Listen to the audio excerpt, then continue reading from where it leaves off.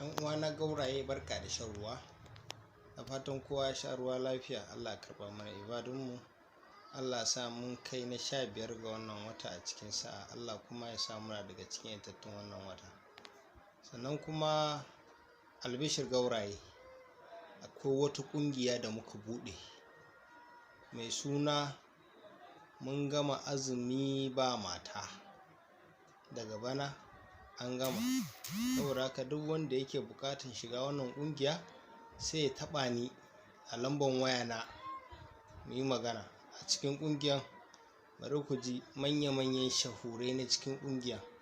Na farko dai akwai ni, sannan akwai Musa Hono, sannan akwai injiniya Hamza builder kenan, yauwa, sannan akwai Habu ɗin gidan Melu, yauwa, sannan kuma akwai wata yarinya Hafsa, akwai Zaliha, akwai Nana, akwai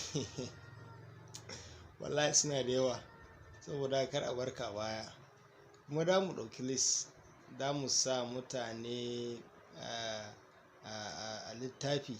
Duk wanda ya aure sai mu kut a gaban sunan shi, burinsa ya cika. Wanda kuma bai ba sai mu bar shi a haka. Za mu gani. Kuma muna neman mutum 20 ne, mata 20, maza 10, mata 10. Mu ga su waye da su riga wasu ƙarewa. Yanzu dai recently muna da mata 6, maza kuma muna da 4. Mata sun fi mu shiga hannu ashe. Wallahi duk mai son ƙungiya da shiga ƙungiyar nan ya shigo. Wallahi ƙofa buɗe take, mun magana kawai. Kuma da muna mitin ma akai-akai.